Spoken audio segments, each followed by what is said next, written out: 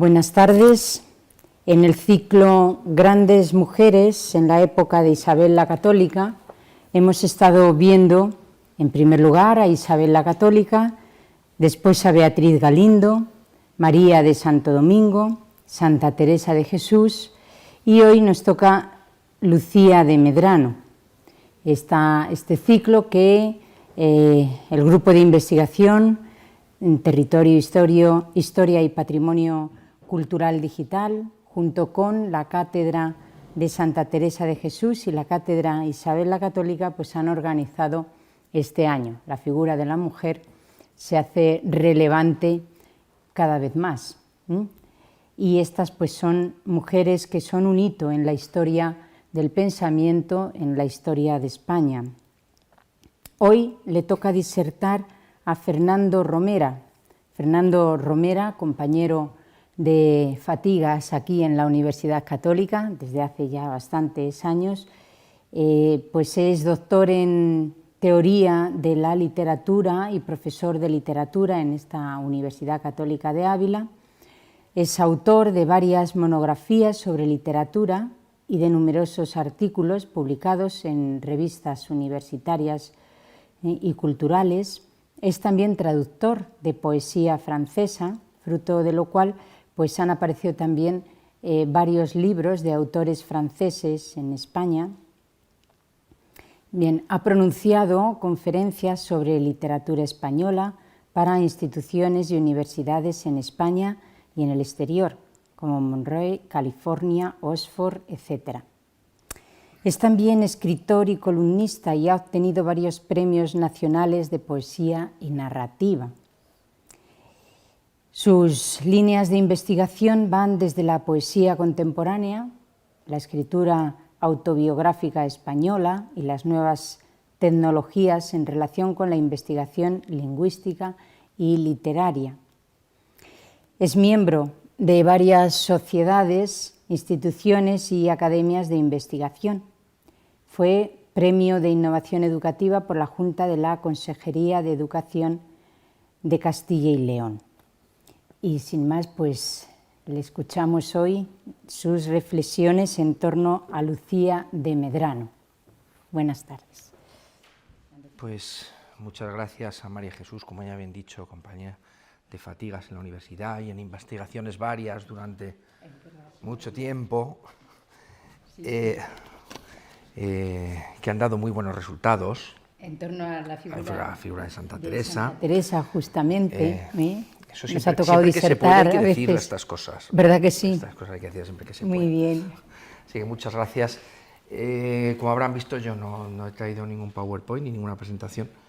No lo hago habitualmente. Lo comentaba hace un momento. Lo malo de los PowerPoint es que cuando uno aburre dos veces, porque aburre oralmente y aburre por escrito. Así que yo, en previsión de lo que pueda pasar, no he traído esa otra parte posible del aburrimiento. Espero que no sea así, porque les voy a hablar de una figura que curiosamente, no siendo apenas conocida, es muy controvertida.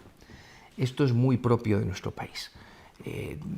Una figura como la de Lucía de Medrano, de la que se han escrito novelas, y no pocas, de la que se ha venido hablando desde el siglo XVI, por historiadores de la literatura, etcétera, etcétera, y de la que tenemos dos apuntes fiables, solo dos textos, y ninguno de ella.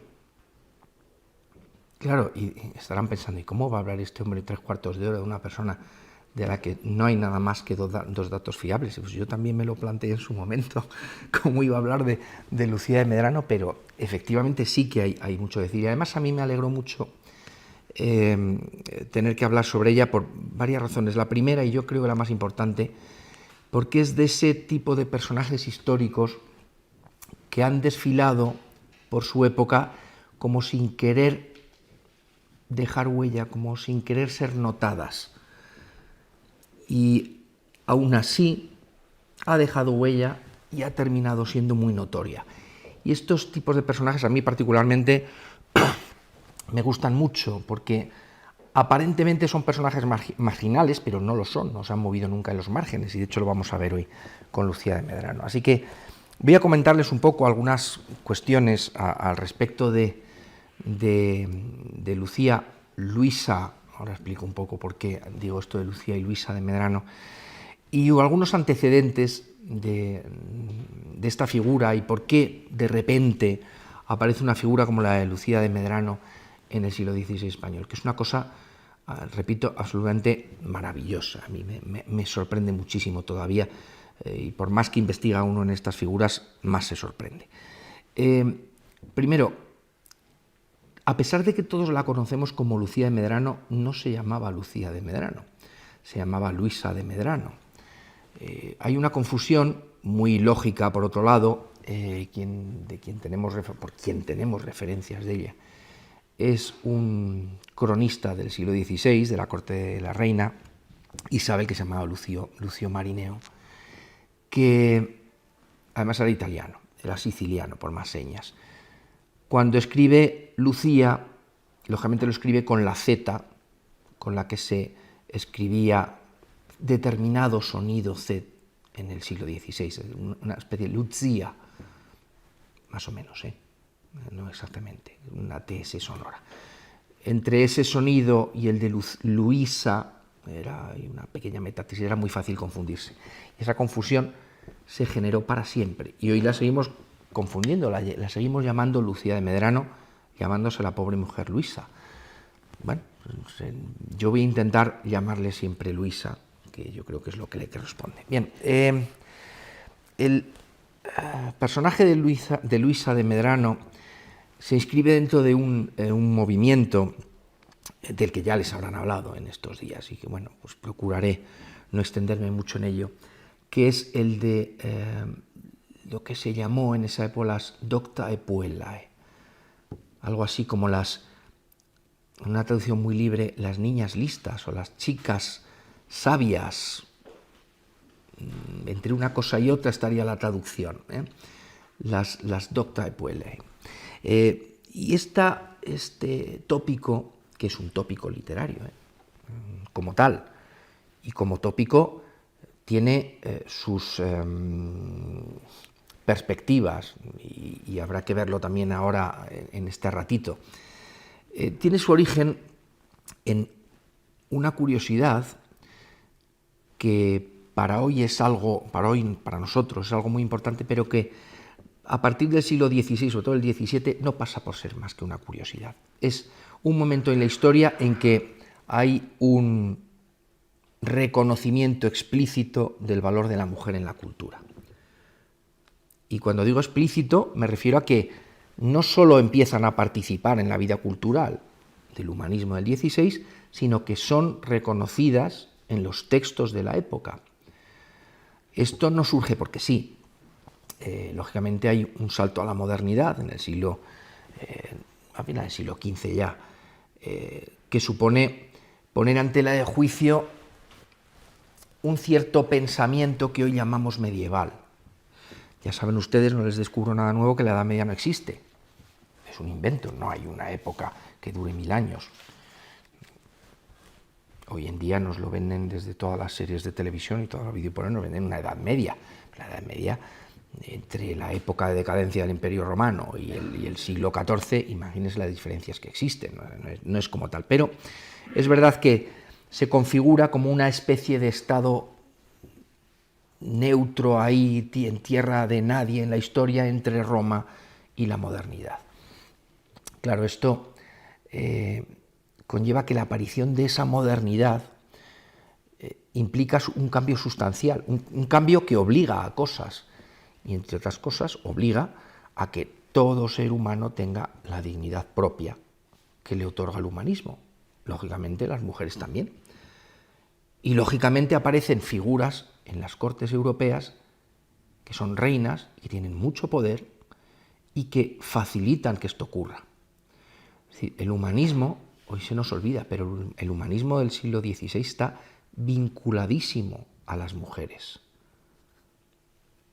Incluso posiblemente más de lo que hoy podemos reconocer, porque muchos de esos personajes femeninos han ido cayendo a un segundo plano, porque a partir del siglo XVII la mayoría de las cortes son masculinas, la ley sálica obliga a que las mujeres ocupen un segundo plano, etcétera, etcétera. Eso cae en decadencia, cae en el silencio, y muchos de estos testimonios empiezan a olvidarse, hasta el punto de que gran parte de esos textos los hemos perdido. Hablaremos luego de mujeres matemáticas cuyos libros sabemos que existen pero han desaparecido, la propia figura de Luisa de Medrano, no sabemos nada de ella. Es decir, no creo que haya un ocultamiento voluntario, pero sí hay una caída en el olvido. Y en estas está Luisa de Medrano. Hay un género entre el siglo XIV y el siglo XV que se denominó la querelle des femmes, la querella o la disputa de las mujeres. La querelle des femmes no es más que un movimiento que se extiende por la sociedad europea del Renacimiento y a cuya cabeza está una italiana que se llama Christine de Pisan. Sería algo así como Cristina de Pisa, ¿no? Y que escribe una obra titulada Le livre de la cité des dames, el libro de la ciudad de las mujeres. Este libro tiene una grandísima difusión por toda Europa. Es la historia de una ciudad que ayudan a crear las mujeres más famosas de la historia. Sabemos que la reina Isabel la Católica tenía este libro. Sabemos que en la biblioteca de la reina Isabel estaba este libro de Christine de Pisan. Todo esto no es casualidad. Es decir, la reina Isabel es la reina de Castilla, pero es una reina inserta en la tradición moderna europea. Hay dos reinos eminentemente modernos en España. Es decir, cuando digo moderno lo digo para bien y para mal, es decir, de la tradición de la modernidad europea, que son Aragón y Castilla, que curiosamente terminan uniéndose. Cuando digo de la modernidad, implica todo esto que estoy contando, pero también implica la expulsión de los judíos, etcétera, etcétera. Todo eso entra dentro de las cortes modernas del siglo XVI. Bueno, pues la reina Isabel es una reina moderna, en el sentido renacentista y humanista de la palabra. Y estos libros están en su biblioteca. Y estos libros lee la reina también, y estos libros también conocen sus hijos y sus hijas. Esto hay que conocerlo, no se nos puede olvidar. Decía que al hilo de la querelle des femmes surge una disputa. En el siglo XVI, ya en el siglo XV existe, hay una disputa muy curiosa entre la tradición y la escuela, podríamos decir, literaria, de carácter misógino y la que no. Hay una escuela de carácter misógino importantísima, no hay más que leer la Celestina. ¿Se recuerdan la Celestina? El palo que da Fernando de Rojas a las mujeres es impresionante. De hecho, al final la mujer protagonista se suicida. Es que imaginen lo que es en la época. No estamos hablando de una visión puramente medieval, no, es Fernando Rojas ya conoce esta tradición y aún así le hace decir a Sempronio algunas frases dignas de cualquier manual de la misoginia renacentista. Bueno, pues esto es lo que conoce la reina Isabel la Católica. Es más, la idea de las docta e puellae, de las chicas sabias, proviene estrictamente de aquí. Las cortes en esta línea, y las cortes donde hay mujeres con cierto poder, no estoy hablando solo de reinas, me puedo ir a Florencia perfectamente y ahí tenemos exactamente lo mismo. Nos vamos a encontrar con que favorecen el aprendizaje de las mujeres de la corte. La reina Isabel va un paso más allá. La reina Isabel no solo educa a sus hijas, no solo educa al entorno, sino que a determinadas mujeres que ella considera que tienen la posibilidad de tener un futuro, no solo un futuro académico, un futuro personal, incluso en sus matrimonios, un futuro importante, las educa en la corte. Este es el caso de Luisa de Medrano. Luisa de Medrano, ahora lo veremos, es hija de un fallecido en la toma de Granada, en una de las batallas por la toma de Granada. Y la reina Isabel la recoge y la educa en la corte. Eso sí lo sabemos. Claro, si pensamos que solo se educaba en la corte, todo esto es muy restrictivo, y no es así. En el siglo XVI ya había tal esplendor de las letras latinas, es decir, de la cultura clásica, que había muchísimos profesores que no estaban en la universidad. Hoy los reconoceríamos como algo así como profesores de clases particulares, una cosa de este tipo, ¿no? Profesores privados. Eran profesores privados de gran talla. Menéndez Pelayo los recoge, algunos de ellos, los tiene. Les voy a leer una lista para que vean hasta qué punto en Castilla el auge del latín y el griego llegó a escuelas privadas. Dice, baste decir que en el primer tercio del siglo XVI la cultura grecolatina no se encerraba ya en los centros universitarios, sino que muchos profesores privados, algunos de ellos eminentes, la difundían por todas las ciudades y villas de alguna consideración de Castilla y Andalucía. En Segovia, Juan Otero, maestro de Andrés Laguna. En Soria, el bachiller Pedro de Rúa, ingenioso censor de las ficciones de Fray Antonio de Guevara. En Valladolid y Olmedo, Cristóbal de Villalón. En Toledo, Alfonso Cedillo, maestro de Alejo de Venegas. En Calahorra, el bachiller de la Pradilla. En Santo Domingo de la Calceda, Pedro Lastra, etcétera, etcétera, etcétera. Profesores privados que tenían sus escuelas de latín y que enseñaban generalmente a hijos de la incipiente nobleza, de la incipiente burguesía y de la nobleza baja, textos en latín y en griego. Esto no ocurre solo en Castilla. En Portugal, en la corte portuguesa de Manuel I, la infanta de María, en torno a la infanta María de Portugal, un no pequeño grupo de muchachas, también consideradas al menos como latinistas, engrosan el número de las Doctae Puellae. Hay que saber una cosa. Nosotros hoy en día hablamos de la latina, hablamos de Beatriz Galindo, hablamos de la latina. El término de la latina se ha quedado para ella, pero se utilizaba bastante en esta época para referirse a cualquier mujer que sabía latín. No solo se decía de Beatriz Galindo, se hablaba posiblemente de Luisa de Menos tuviese el título de la latina, como otras muchas. Eran las latinas. Y se llamaban así porque tenían el reconocimiento de mujeres que sabían ampliamente latín. Bien, como veo que empiezo a hablar, ya he consumido más de un cuarto de hora, y no he pasado de la primera página, voy a ir avanzando. Porque además cuando el público ve que no se pasan las páginas, esto agobia mucho. Empieza a haber muchas páginas que leer y muy pocas pasadas, y esto es una de las cosas que peor sientan cuando se está escuchando una conferencia, así que voy a ir avanzando un poquito. Bien, la querella, como reivindicación de eso que hoy llamamos muy mal llamado, un feminismo en el siglo XVI, porque no era un feminismo, no era un ismo, por lo tanto tenemos que olvidar esta palabra. De hecho, fue una reivindicación a las mujeres, pero también de muchos hombres, y surgió como una cosa bastante natural en la época y afectó solo a unos estratos de la sociedad, por lo tanto, cuidado con llamar a esto feminismo.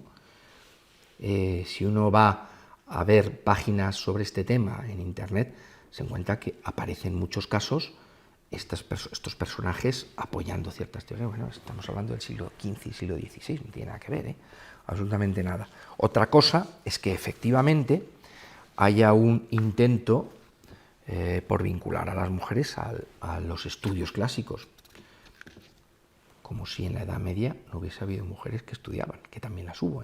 Pero bueno, esto es otro tema. Por lo tanto, no es una reivindicación homogénea en toda esta época. Hay personajes, y hablo de personajes masculinos, en este caso como Alonso de Cartagena, que interviene a favor de la mujer de la época. Niega, eso sí, que deban instruirse de manera general, e incluso que deban de participar, leo literalmente, de forma excesiva en las actividades religiosas. Fíjense lo que estoy diciendo, Y este no es precisamente un autor misógino de la época. Porque, y cito, En última instancia, sería difícil y casi imposible que todo el pueblo y las propias mujeres, que son consideradas la mitad de la población humana, se familiarizasen con los rudimentos gramaticales, pues habría que construir casi infinitas escuelas. Bueno, obviamente, infinitas escuelas se deben de haber construido ya, pero en el siglo XVI, lógicamente, este era uno de los argumentos. Bien, Alonso de Cartagena lo conocerán, o les sonará, porque era el tío de Teresa de Cartagena. Teresa de Cartagena es una monja franciscana, creo que luego fue cisterciense, no me acuerdo muy bien, que es considerada como una de las precursoras de Santa Teresa, la obra de Santa Teresa. Formaría Teresa de Cartagena formaría parte de este grupito selecto de las Doctae Puellae. En esta época fue una de esas mujeres muy instruidas, una de esas latinas que conocían muy bien la gramática latina y que podía expresarse perfectamente en latín. Cuando estamos hablando de mujeres que saben latín, no estamos hablando de mujeres que saben traducir la Guerra de las Galias, no, eran mujeres que dominan el latín del siglo XVI, es verdad, es distinto, pero que dominan el latín y pueden expresarse perfectamente por escrito y oralmente en latín. Pueden escribirse cartas entre ellas y con gente en latín. Luisa de Medrano se escribe con Lucio Marineo en latín, se escribe cartas, se intercambia cartas en latín. No es simplemente un conocimiento superficial de la lengua, no, es un conocimiento bastante profundo. Bien, pues Alonso de Cartagena fue uno de estos hombres que participa en la que y que de alguna manera otorga un testimonio favorable sobre las mujeres de la época. Bien, Alonso de Cartagena es uno.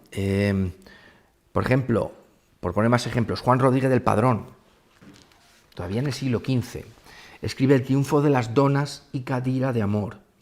Contra él, vituperoso Corbacho. El Corbacho, saben que es un libro de relatos del siglo XV, muy misógino, por supuesto, pero que tuvo una lectura inmensa durante el siglo XVI y que generó mucha polémica, tanto por su contenido, precisamente, como por lo que les estoy comentando. Bien, pues contra el Corbacho, Juan Rodríguez del Padrón escribe El triunfo de las donas y cadira de amor. Y entre las razones que escriben para la defensa de la mujer, que son, creo que 14 razones y muy poderosas, dice cosas como que la mujer fue el pomo de la ciencia al hombre en persona vedado, e non a la mujer como fuese a un porcriar. Es decir, a la mujer no le fue vedada la sabiduría en el paraíso, le fue vedada al hombre, porque la mujer todavía era inocente cuando nació. Testimonios de este tipo son las 14 sentencias de Juan Rodríguez del Padrón en favor de la mujer. Fíjense, porque muchas veces estas sentencias a favor de la mujer son de carácter doctrinal, curiosamente. No son de carácter literario, ni feminista, no, de carácter doctrinal, porque era muchas veces donde se encontraba de alguna manera la sustancia del problema.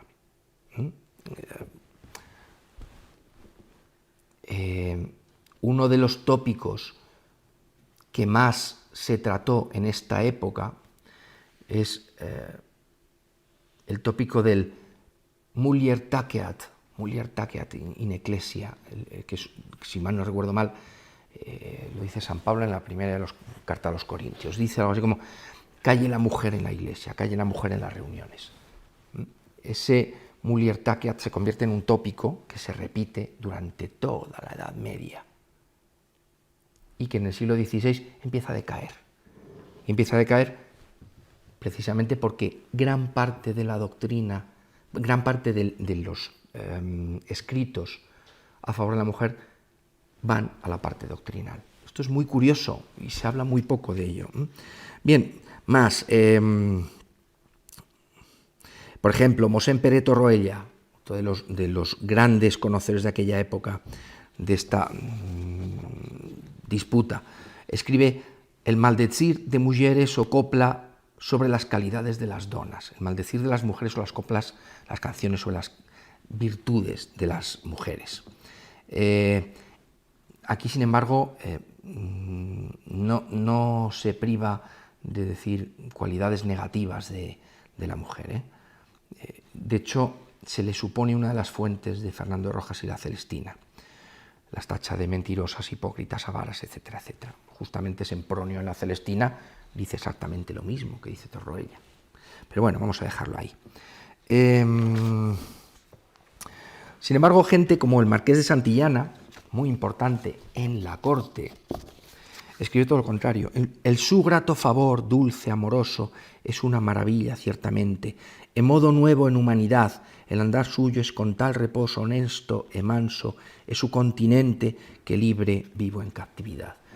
Poemas que tienden a defender el papel de la mujer. ¿De dónde viene todo esto? Claro, si recuerdan un poco la historia de la literatura, nos encontramos en el siglo XV y XVI con toda la tradición cortesana, del amor cortés.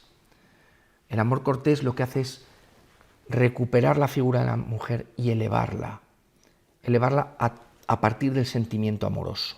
El sentimiento amoroso identifica dos cosas, la belleza y el bien. Con lo cual, en el momento que hay una identificación de la belleza y el bien, la mujer queda elevada, a veces casi divinizada en muchos poemas. Esto es parte de lo que está detrás de la querella de las mujeres. Claro, esto está en los poemas cortesanos, está en las novelas de caballerías, en la novela de caballeros, que son dos cosas distintas, etcétera, etcétera. Esto no lo encontramos en todo ello. Esta identificación de la belleza y el bien, muy platónica por otro lado, muy platonista, pues tuvo su cierto eco en toda esta literatura. Y lógicamente, pues esto fue avanzando durante todo el Renacimiento y ejerce presión mientras dura todo el Renacimiento. Bueno, hay muchas otras obras al respecto que no voy a leer. Juan Rodríguez del Padrón había traducido las Heroídas de Ovidio, no se las conocen las Heroídas de Ovidio, son cartas que escriben mujeres, estamos hablando de Ovidio, cartas que escriben mujeres a sus enamorados quejándose del daño que les han hecho. Por ejemplo, cartas que escribe Penélope a Ulises, por ejemplo. Les leo solo un trocito, nada más. Dice, yo al fin, mujer y sola, nada puedo para arrojar de casa esos inicuos. Mujer y sola, nada puedo. Estos poemas los escribe Ovidio. Ven que no estamos hablando de una cosa nueva en el siglo XVI, que esto viene de muy atrás. Hay muchas obras a este respecto. Y sobre todo hay muchos patrones intelectuales femeninos en el siglo XVI. Nos sorprendemos mucho, no, es que ¿cómo? Esto está uno harto de oírlo. ¿Cómo Santa Teresa, una mujer en el siglo XVI? ¿Pero cómo que una mujer en el siglo XVI? Claro que una mujer en el siglo XVI. Santa Teresa, una mujer culta que podía ser incluida en este listado de Docta de Puebla. Otra cosa es que Santa Teresa, también por un tópico malentendido de la época, que hoy no sabemos muy bien leer, hace acto de humildad en muchas cuestiones. Pero hay que leer a Santa Teresa para darse cuenta de que Santa Teresa conoce muy bien el castellano y lo conoce muy bien porque muy probablemente sepa latín y lo sepa bien. Si no, hay determinadas cosas que en la prosa de Santa Teresa que no se entienden. Pero bueno, este es otro tema del que seguramente ya les habrá hablado María Jesús hace una semana. Bien, hay muchos patrones. Por ejemplo, tenía aquí apuntado el Heptameron de Margarita de Valois, una obra muy en la línea de Camerón, por ejemplo. Son cuentos escritos por la propia Margarita de Valois, muy divertidos algunos, y algunos se mete con nosotros, con los hombres, de una manera terrorífica. Un título que recogí es como un título de uno de los cuentos, como una mujer de Alessón que tenía dos amigos, uno para su placer y otro para su provecho, haced matar a aquel de los dos que primero se entera. Ahí es nada, ¿eh? Esto es lo que escribe Margarita de Valois en el siglo XVI. Pocas bromas con lo que decimos de la literatura femenina en esta época. Bien, pues lógicamente hay una imitación de Boccaccio muy grande, pero muy, muy interesante. Claro, en el caso de la corte de Isabel la Católica, decía antes que la cosa es muy distinta. Primero porque el talante de la reina Isabel es muy distinto también del resto de las reinas de la época en Europa. Nunca hubiésemos visto a la reina Isabel escribir, y menos escribir algo como lo que escribía Margarita de Valois, evidentemente. Pero eso no quita para que no se educase de una manera muy eficaz y muy pertinaz, porque la reina Isabel era muy pertinaz en sus estudios. He hablado antes de Lucio Marineo, habría que decir Lucio Marineo, bueno, Lucio Marineo, que era el cronista de Isabel y de Fernando. Lucio Marineo dice, claro, exalta todas las virtudes de los reyes, como es lógico en un cronista. Un cronista no puede ejercer de otra cosa más que de exaltador de los valores de los reyes. Pero sí que dice, y en esto tenemos que creerlo, hasta qué punto la reina Isabel estaba interesada en su propia educación y la de sus hijos. Debía de ser una mujer muy perfeccionista la reina Isabel. Sabemos que la reina Isabel lógicamente hablaba el castellano de Castilla de aquí, de Castilla la Vieja, del primitivo condado de Castilla, lo que conocemos como Castilla la Vieja. Y sabemos que cuando fue a Toledo, por lo menos es algo que yo he oído muchas veces, cuando fue a Toledo, en Toledo ya hablaban un castellano un poquito más evolucionado, dialectalmente mucho más agradable, menos, saben que el castellano es intensivo, hablamos marcando las sílabas, somos muy poco melódicos. Toledo no, aspiraban ya la H, uno lee a Garcilaso y tiene que aspirar la H, porque si no, no suena bien. Aspiraban la H, decían hermosura. Aquí ya decíamos hermosura, sin más, ahí decían hermosura, Hatzel. Cuando llega la pobre reina Isabel a Toledo, le daba vergüenza, parece ser, porque decía que hablaba un castellano demasiado duro para cómo se hablaba en Toledo. Es decir, debía ser una mujer lingüísticamente muy perfeccionista, muy volcada en tener una cultura que se notase, en hacer de la cultura un rasgo de prestigio. Es decir, hoy en día hablamos de prestigio intelectual. La palabra intelectual no existe hasta el siglo XIX. De esa época no se hablaba de intelectualidad. Pero bueno, nos vale. De que el prestigio intelectual fuese importante en las cortes. Y lo ejerce. Lo ejerce y aprende latín. Lucio Marineo dice que aprendió latín sin profesor. Esto es difícil de creer, pero que seguramente por su propio esfuerzo y por su propio talante ella misma se esforzase en aprender latín en poco tiempo, es muy probable, es muy probable. Y cerca tenía maestros y no pocos. Bien, ¿qué maestros estaban en la corte de Isabel? Pues gente como Beatriz Galindo, por supuesto, Pedro Martí de Anglería, Lucio Marineo, el propio Nebrija. Cuando Nebrija hace su gramática, la primera crítica que recibe, y esto también está detrás de la reina Isabel. Hay tantas cosas detrás de las que está la reina Isabel que no nos damos cuenta de la importancia que han tenido. Si nosotros fuésemos británicos, ahora mismo la reina Isabel habría series maravillosas en Netflix que estarían viendo en todo el mundo, pero no, aquí lógicamente no las hacemos, pero es una lástima. A ver si a alguien se le ocurre, ¿no? Además de hacer series de barcos hundidos y estas cosas, pues no estaría de más hacer una gran serie, no una gran serie que ya la ha habido y todos la conocemos, sino una serie donde se empiece a reivindicar estas otras cosas. Bien, la gramática de Nebrija en el siglo XVI fue muy criticada. Hoy decimos, la gramática de Nebrija, que no, la gramática de Nebrija fue criticadísima porque nadie pensaba en el XVI que una lengua romance, sea castellano, sea italiano, lo que fuese, tuviese la importancia como para que se redactase una gramática. Es decir, alguien está detrás de que en el siglo XVI se empiece a valorar el castellano como una lengua digna de tener una gramática y, por lo tanto, digna de hacer una gran literatura y una gran educación. Y detrás de todo ello, lógicamente, está la corte de Isabel, que no porque sepamos cómo era la reina, tenemos que olvidarnos de todas estas cosas, ¿eh? La reina Isabel tuvo un papel en la cultura del siglo XVI español fundamental, como seguramente no tuvieron después sus descendientes y el resto de la Casa Real.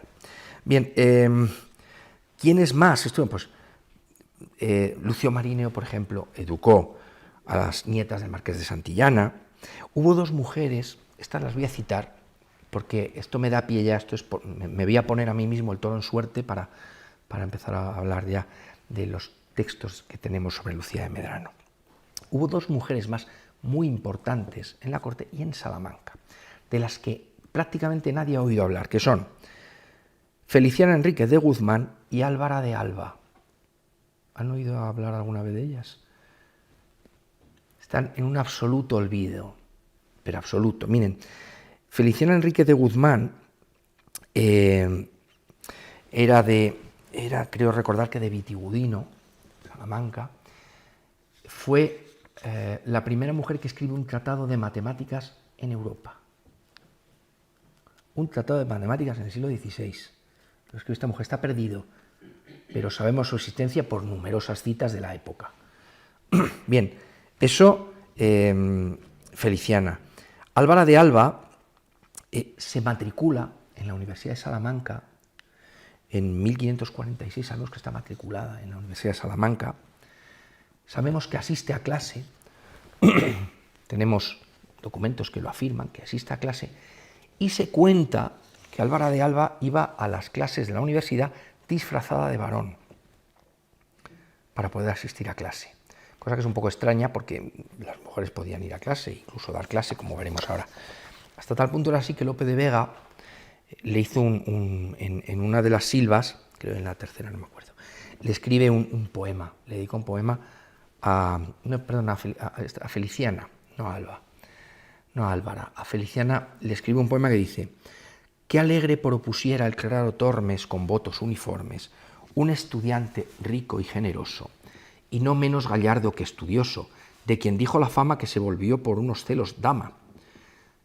Esto habla de otro chico. Y ahora dice: «Si supiera la parte donde se fue a estudiar de Ovidio, el arte la bella Feliciana que hoy requiebra, y entre pizarras y álamos celebra, quebrando en ellos vidrios fugitivos, y la llanura con acentos vivos, pues mintiendo su nombre y transformada en hombre, oyó filosofía, y por curiosidad astrología, aunque si se revela como suele, no hay verdad que revele, y de aquella científica academia mereció los laureles con que premia».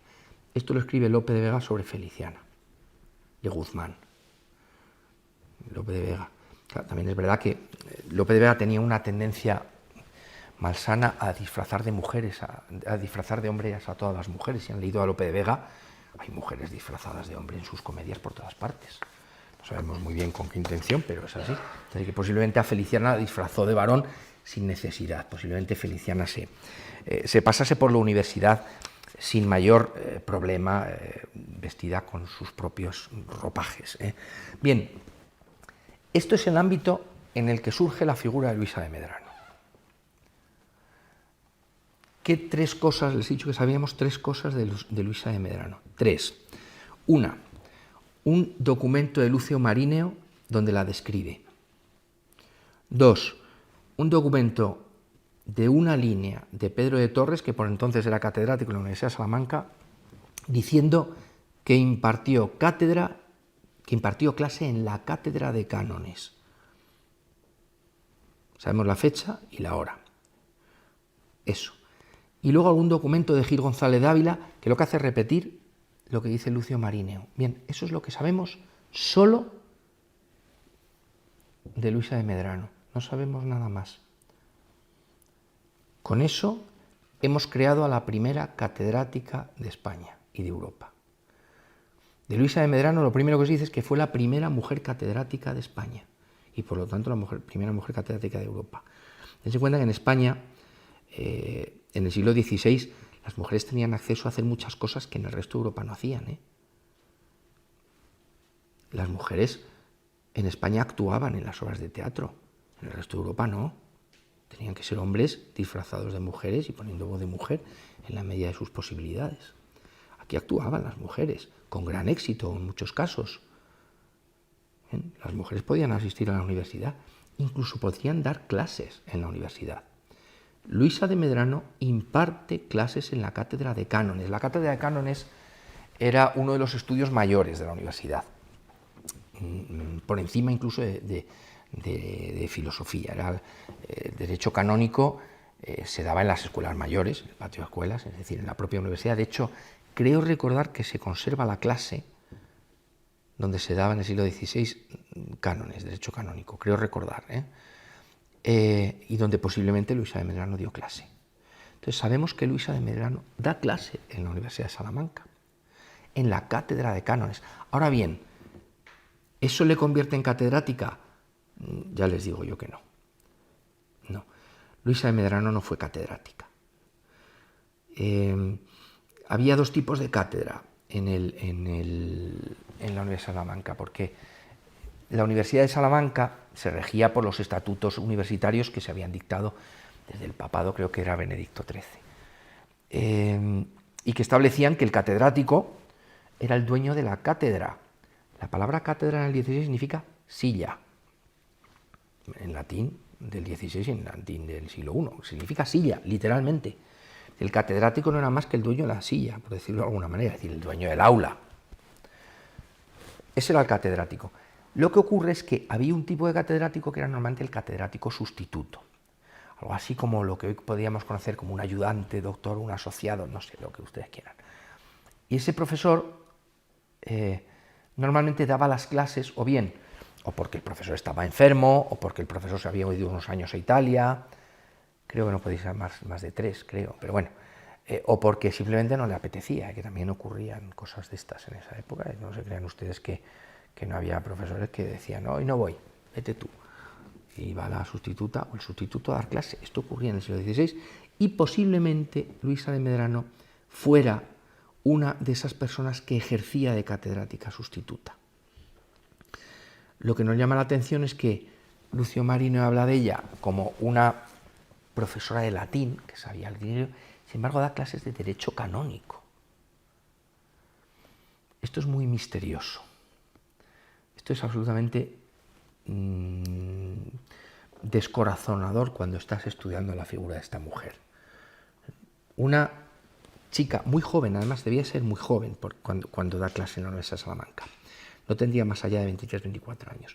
Una chica de estas, una docta de Puelay, que va a la Universidad de Salamanca, imparte clase en la Universidad de Salamanca, de la que todo el mundo habla como una experta en latín, y sin embargo da clase de derecho canónico, en la cátedra de cánones. ¿Esto cómo se entiende? ¿Cómo se come esto? Pues no lo sabemos muy bien. Esta es una de las discusiones que se tienen para dudar de que realmente Luisa de Medrano ejerciese en la universidad, pero es que cuando Pedro de Torres escribe esto, lo escribe en su cronicón de la universidad, que no es nada más que coger los archivos y transcribirlos. Pedro de Torres está transcribiendo un archivo, y en ese archivo figura que Luisa de Medrano, que era de una familia conocida de Salamanca, o sea, no es una desconocida, imparte a la hora tertia, tengo por aquí la fecha además, pero bueno, no voy a buscarla, a la hora tertia, un jueves, imparte clase en la cátedra de cánones. Eso es indudable. Si no tuviésemos este documento, podríamos hasta dudar de que Lucía de Medrano existiera. Fíjense lo que estoy diciendo, ¿eh? Pues esos dos documentos son los que tenemos, nada más. Una pequeña carta y una descripción que hace Lucio Marino y la breve reseña que hace Pedro de Torres en su cronicón, donde dice que esta mujer fuese catedrática de la Universidad de Salamanca, en ningún sitio. Seguramente no lo fue. Pero dense cuenta, eso no es lo importante. Da igual que Luisa de Medrano fuese catedrática o dejase de serlo, eso es irrelevante.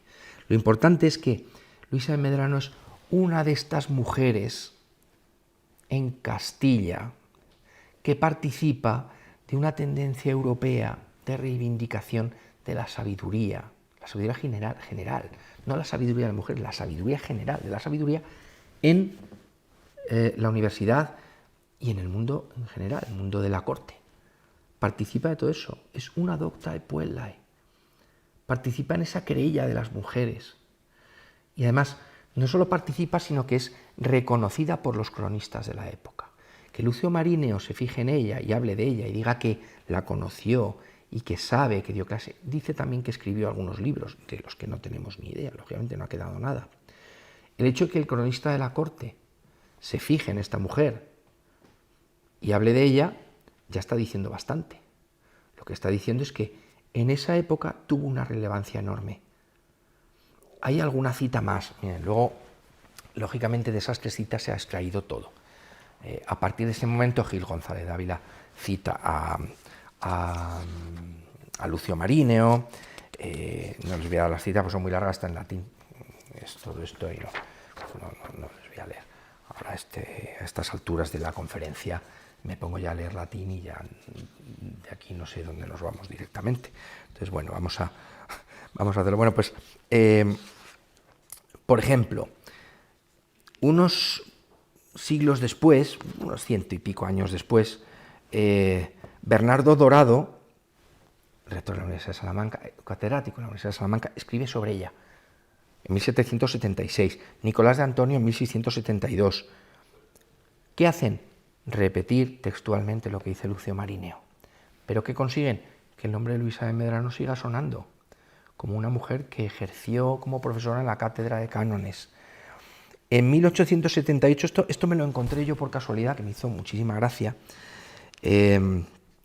un francés que escribe la historia y viajes de Cristóbal Colón, él habla se cita a sí mismo como historiador, dice que en los documentos que encontró en Simancas, cosa que es absolutamente falsa, encontró toda la documentación sobre el proceso que tuvo Cristóbal Colón para que fuese aprobado su viaje a América.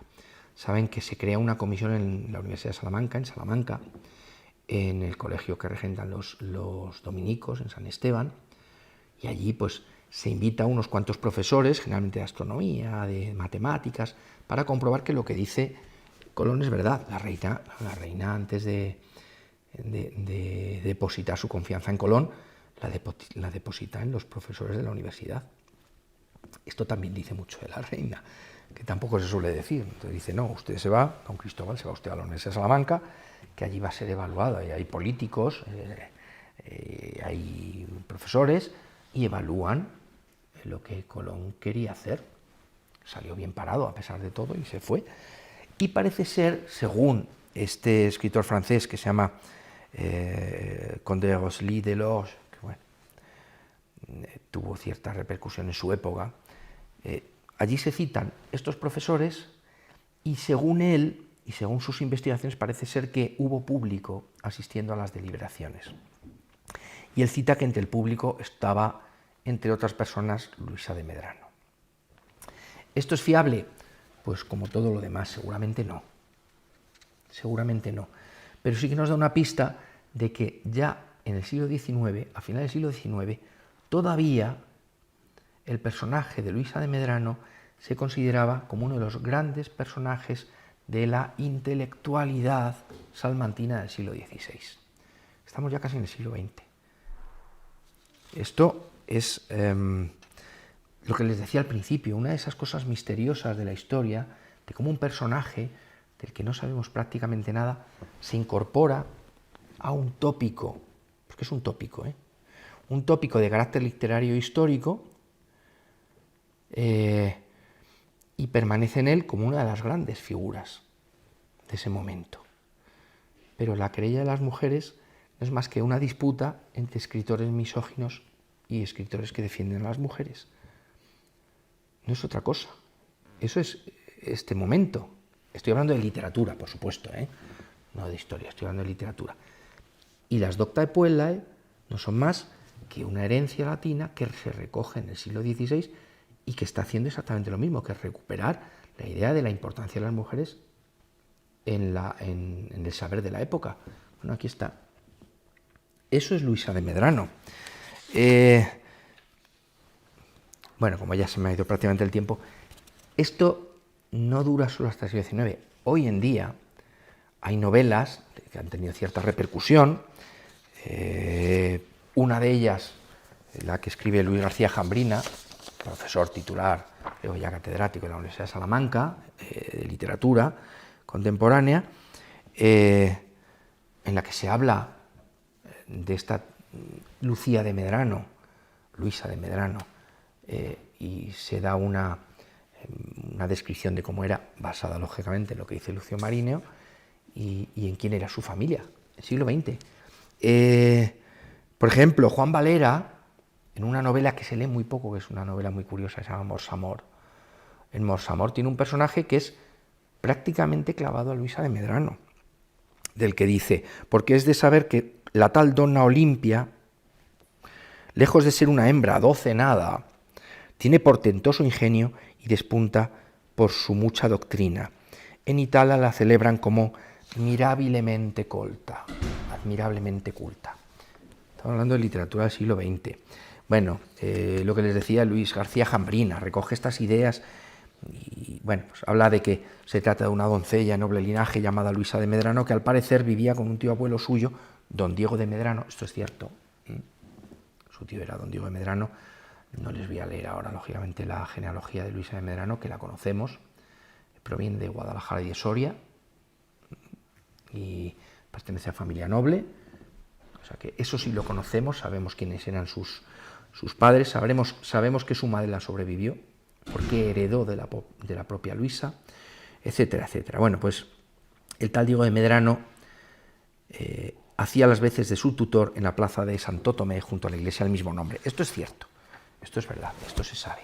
Es decir, hemos llegado a un punto de literaturización de un personaje. Hemos creado un personaje de ficción sobre un personaje histórico, y ese personaje de ficción hoy en día tiene una importancia enorme. Yo les pido que luego, cuando lleguen a casa, busquen Lucía de Medrano en internet. Ya verán la cantidad de cosas que aparecen de Lucía de Medrano, de páginas y páginas sobre Lucía de Medrano. Y piensen lo que les he dicho, solo tenemos 2 datos. 2.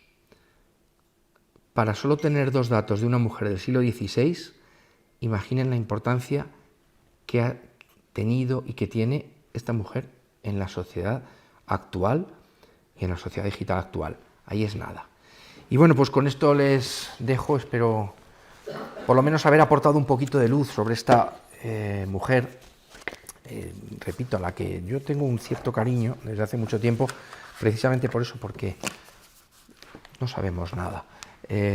Y eso siempre le da un tinte de humildad al personaje que posiblemente tuvo, y demuestra que a pesar de todo ello, al final este tipo de personajes tienen su hueco en la historia. Y nada más, pues muchas gracias.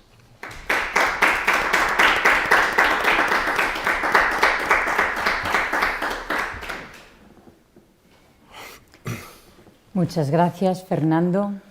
Realmente nos has convencido de que al menos es lo que es sobre nada lo que has ido exponiendo, que la verdadera promoción de la mujer pues es la promoción cultural, ¿no? Más que otras reivindicaciones pues anacrónicas, por otro lado, suponerlas en el siglo XVI, pero esta pues era real, y se ha visto que ha sido una tónica común en las grandes mujeres que hemos estado considerando, ¿no? Y bueno, esos datos del movimiento de la Doctae Puellae y la Querelle des Femmes, bueno, pues no está bien. un camino para la investigación, en ese marco de la promoción cultural. No pequeño. Bien, no sé si hay alguna intervención por parte también de los que estén en línea. Beatriz, que es la coordinadora, nos dirá. Hemos tenido bastantes personas conectadas y comentan que es un personaje que tuvo acceso a una educación privilegiada, pero sí, sabemos poco de su aportación y en general dar la enhorabuena al conferenciante por lo bien que ha estado la conferencia. Sí, una cosa sobre la educación privilegiada, al hilo de esto, 2 minutos, no más. Claro, es verdad que hoy consideramos la educación privilegiada desde nuestra perspectiva de ciudadanos del siglo XXI, pero no nos damos cuenta de que la educación es una cosa de hace 2 días. La educación como tal no era considerada tanto educación como instrucción. Y en el siglo XVI a nadie se le ocurría que una persona pudiese tener instrucción si lo que iba a hacer en la vida es dedicarse al campo o a un oficio. La instrucción ocupaba por igual al que trabajaba en un gremio y se educaba en un gremio que a quien estaba destinado a labores de corte o a labores cortesanas o a labores de investigación o de educación, lo que fuese en la universidad. Claro, tuvo una educación privilegiada quizá por azares del destino, lo he dicho antes. Lucía de Medrano entra a formar parte de este grupo selecto de gente educada, de mujeres educadas en la corte, porque fallece su padre en una guerra. Igual pudo tener una educación extraordinaria que haberse visto sometida a muchas penurias. Y eso también es una de las muchas cosas que hay que agradecer a la reina Isabel, que todos estos personajes existen gracias a ella. Pero bueno, eso sería para otra disquisición en otro momento, mucho más amplia. Muy bien, pues muchas gracias. El próximo día continuaremos. Ya tienen la programación en los cartelones de la universidad y también en internet. Nos quedan 2 figuras más, entonces les emplazamos para los próximos jueves en la misma cátedra sobre la mujer y sobre Santa Teresa, grandes mujeres en la época de Isabel la Católica. Muchas gracias. Muchas gracias.